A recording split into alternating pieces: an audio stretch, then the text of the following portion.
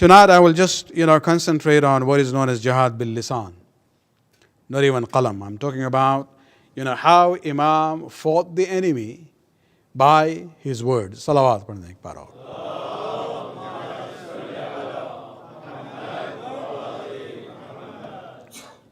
The first example is actually immediately, third day after Ashura. If we take 11th evening, they started to move from Karbala, reached Kufa on the 12th. And so just 2 days or 3 days after the events of Karbala, of the day of Ashura, when the family of Imam Zainul Abidin with the women and children were presented in the darbar of Ibn Ziyad Mal'un. At that time, he's looking around and, feeling that, victory that he has attained. And he comes to the family. When he came to Imam Zainul Abidin, he asked him, Man anta? Who are you? And Imam gave his name. He says, Ana Ali ibn al-Husayn.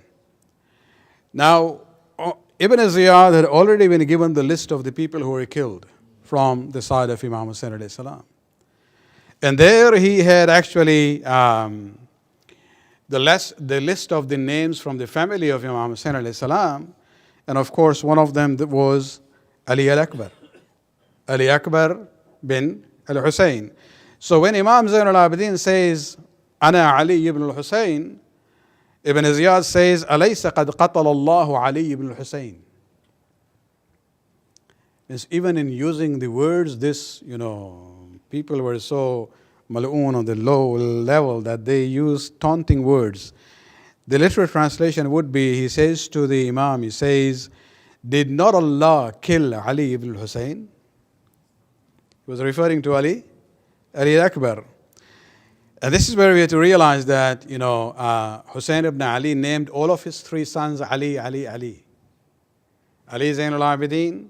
Zainul Abidin is laqab. So he's Ali. And then you have Ali Akbar. Then you have Ali Asghar.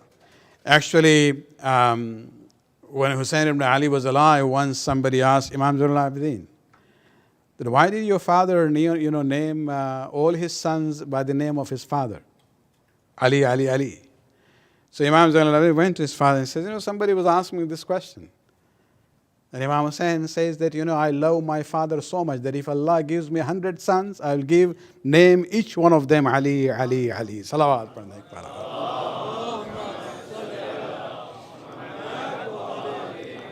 So when Imam says, I am Ali ibn al-Husayn, Ibn Ziyad says, did not Allah kill Ali ibn al-Husayn, referring to Ali Akbar.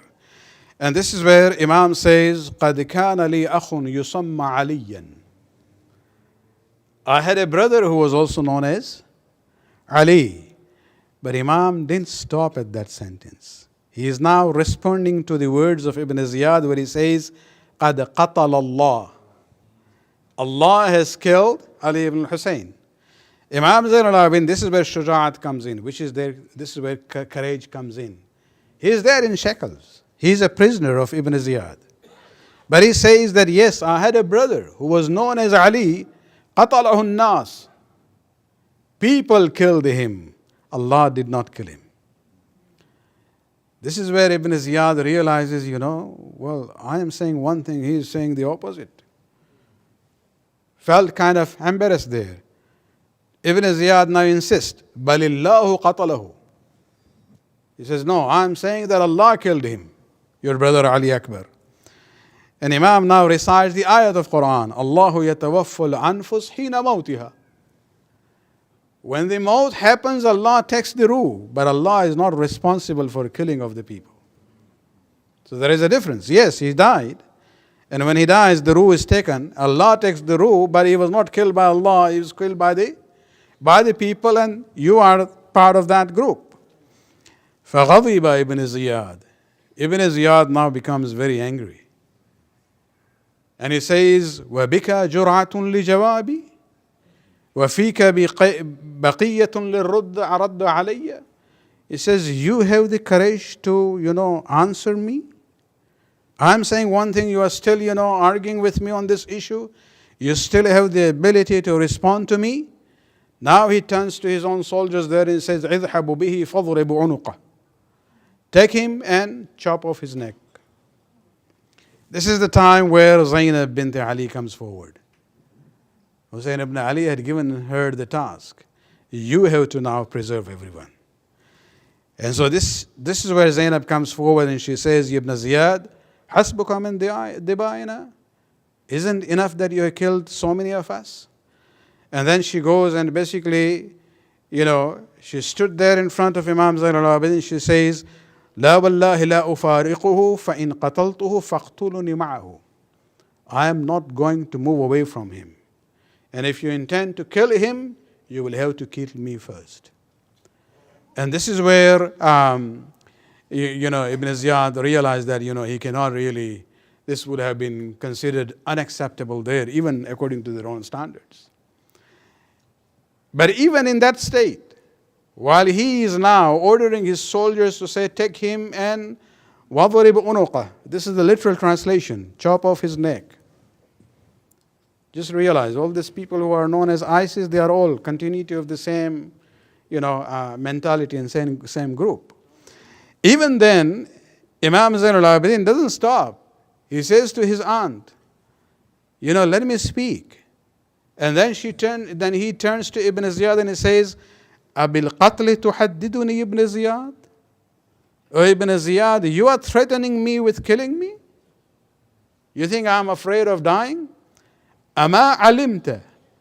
Have you not known by now أَنَّ الْقَتْلَ لَنَا عَادَةً? That for me and my family to be killed for the sake of Allah has become a second nature for us? So don't threaten me by, saying that you're going to kill me. وَكَرَامَتُنَا مِنَ اللَّهِ الشَّهَادَةِ. And Allah has honored us when we attain shahadat and martyrdom in His way. Salawat.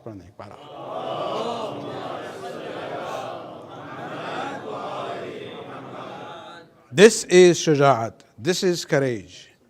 That even in that circumstances you are able to speak up whatever is haqq against a zalim like Ibn Ziyad.